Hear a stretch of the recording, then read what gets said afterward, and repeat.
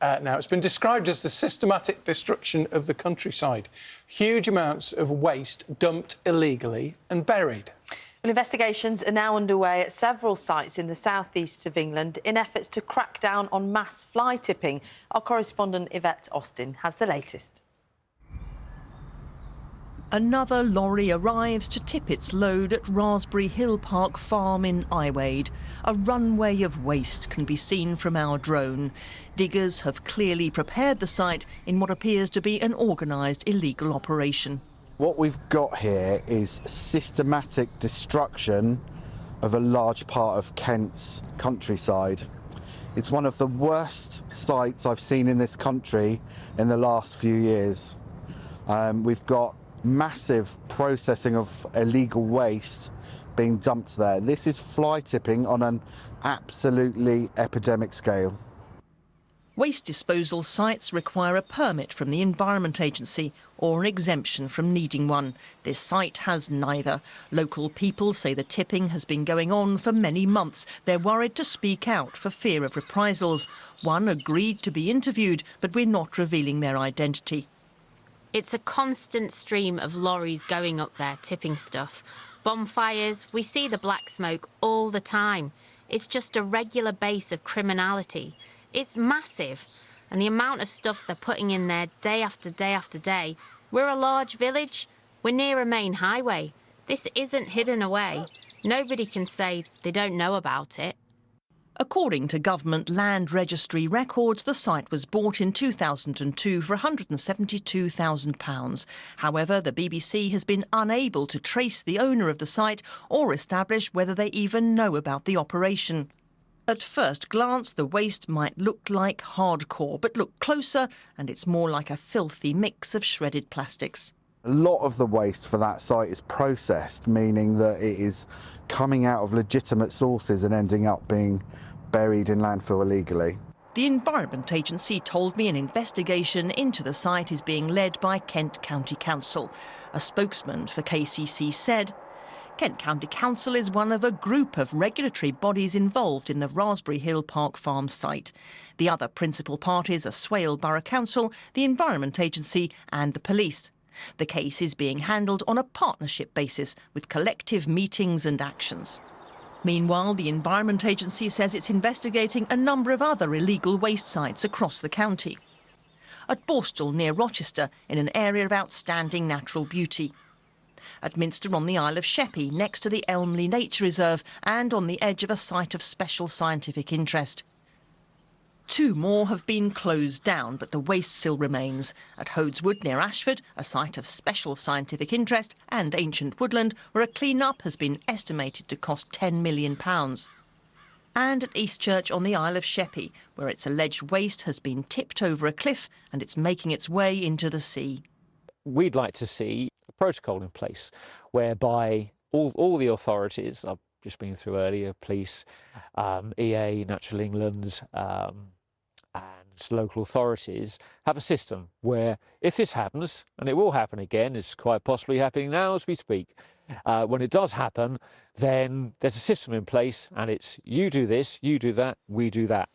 And we get it sorted and we tackle it. And we don't just let it linger and run on forever when the problem just gets worse and worse and worse to the point where it is almost impossible to turn around. Illegal waste dumping costs the UK government many millions of pounds in unpaid landfill tax every year. It's highly lucrative, though, for those behind the operations.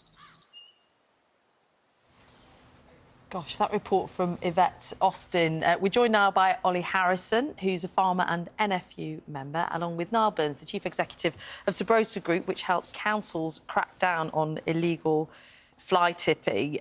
Ollie, watching that report, we were absolutely aghast at the scale of it, the size of the dump sites. Is it something you come across a lot, though, on that scale? I think there's 2 kinds of fly tipping. I mean, being honest, that I think fly tipping is more sort of opportunistic, if you will. No one around, let's just throw this out. And that's what we struggle with most on the farm. That's kind of like made to look professional, so people don't actually know it's not supposed to be there, shall we say. So it's kind of a bit of fraud, avoiding landfill tax and the likes. And they're obviously trying to trying to hide it well. The fly tipping I get, no one's made any attempt to hide it. They've just thrown it in our gateway or thrown it over the hedge, you know, sofas, mattresses, all sorts, old furniture, you name it, we get it, especially this time of year when everyone's doing DIY. And both sets of fly tipping, if you like, the kind of industrial quantities, but also the opportunistic fly tipping, how much of an impact does it have on farming, on day-to-day doing your job? It's just so frustrating. You'll turn up to go in a field and there'll just be a mountain of rubbish in it. So you can't get past, you have to go and move it out the way and with a different machine, then come in and then you're getting punches because normally there's nails and screws and stuff. And it kind of, like I say, it ramps up in May. I don't know why everyone must go and do the DIY in May, clean the garden sheds out, all this. That's what we end up with. So it's kind of like someone dumping waste on someone else's land, you know, whereas what we just seen then was, you know, they don't know who owns the land, but you can guarantee the owner probably knows that's happening. Yeah. There's two kinds somehow. Yeah, that's sort of different, aren't they? Niall, let's talk to you. I mean, Sabrosa is your company.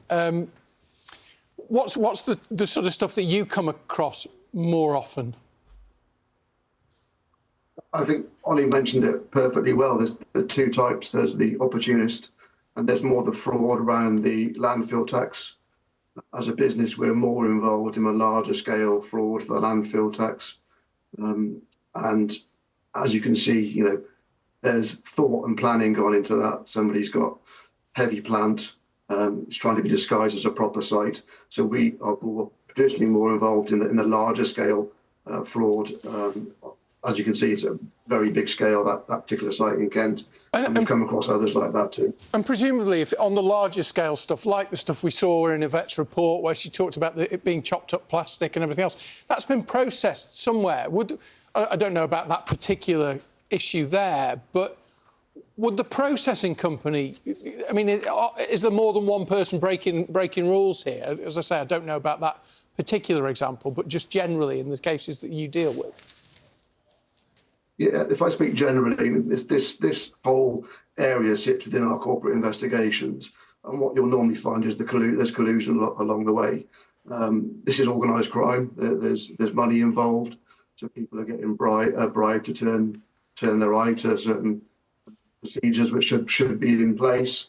So if you trace it all the way back, you will find that there's collusion, there's bribery, and that this is known about at all different levels within processing plants. There's a financial reward for that person turning the blind eye to the proper and official process which should take place.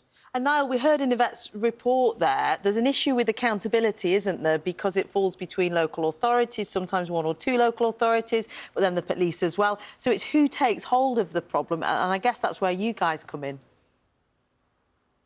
Yeah, we provide evidence, basically. So through our backgrounds in the Royal Marines and Special Forces, etc., we've got specialist police officers from the Royal Marines. We'll go out, we'll build a covert hide, and we log events. So we gather evidence, and that evidence is produced and given to the local council or whoever the client is. And then they decide what to do with it, whether they go to the police for a criminal case or whether they take civil action. I think that unified approach is probably what's missing. Maybe a national coordinated approach would be good, so that there is streamlined process and each person within that process understands what their duty is. I think that's sometimes the problem. You get lots of different agencies working together when really there's no real clear line of how to get this across the line for a prosecution. And I guess, Ollie, you don't have that luxury, do you, of creating hideouts? You don't know when and how it's going to happen. No, we did put some covert cameras out, but unfortunately they put a little red light on in the night, and that's not often when it happens, so they've been stolen. But we also get... It's a commercial fly tipping where someone's paid someone to clear their garden out, and they think they're trustworthy and they've paid them the money, and then they've just took the money, tipped it in our gateway. Because to go to the reputable tip, as a commercial they'd pay per tonne to get rid of it, yeah. And then there's little bits where someone will get a new TV, so they'll just throw the old one in our hedge, and that's because I think they've gone to the tip's been shut. So they're like, well, we don't want it in the car, so they've come home and, you know... What do you think the solution is, then? Because Niall was talking about these industrial-scale operations. It's a different problem to tackle to the ones you're talking about. What could be done? To be fair, I always thought the bigger scale stuff fell with the Environment Agency because it's sort of static and it's happening. The opportunistic which we get... This is stuff we're seeing pictures of. Yeah, now. I think a lot of that really is different opening times at the tips. I mean, they're open sort of like Monday to Friday. I think they may be open at a weekend, but maybe they should be open from midday till 10 o'clock at night. You know, if someone's been in work all day and then they've come home and they've got to move something and they get there and it's shut. Or even the laws around what you can take in. Like, my mate got a new bed, so we borrowed my mate's van to take his old bed to the tip, and they wouldn't let us in because we were in a van. So we're like, if we've got to, like, carry it in. Anyway, actually, it was a few years ago, and the guy was like, oh, you know, I see what you mean. It's only, you know, we'll let you in. But there's people that they'll borrow a van to move something big, and then when they get there, they're not allowed in because they think it's a trade. It's a total lack of respect as well, isn't it? For you, for the countryside, for I don't know. I mean, I was brought up never to even drop a sweet wrapper. Yeah. You know, and I wouldn't. No. I don't get it. I mean, it's not just fly tipping, it's litter. You know, anyone being near traffic lights, just have a look out the window and you think, oh, my God. I was in Ireland, actually, on Monday, and I think there's a lot less litter in Ireland. So I don't know why that's different. Maybe they just respect the place a bit more, I'm not sure. But we are urban fringe, so we do get it. Well, it's an interesting point that you make. Just to back up what Ollie says. Yeah, go on, Niall. But just to back up what Ollie says, so we've encountered rubbish tipped outside legal sites. So the site is closed, and rather than driving away, they'll just tip it in front of the gate. So that's where we put static cameras in household waste sort of recycling centres. That's often the case that people have gone up after the site is closed. They won't go back the next day. They'll just literally tip it right in front of the gate, and then they think that's somebody else's problem now. But I guess with all this, it comes down to funding. You know, opening sites longer, different shift rates for the council workers. So I think funding has to be put into this as well to help counter the opportunist that Ollie just mentioned there. Thank you very much, Niall. We're very grateful to you. Niall's the Chief Executive, Niall Burns, Chief Executive of Subrosa. And Ollie Harrison, farmer, thank you very much indeed for coming. No problem. Appreciate it. Thank you very much.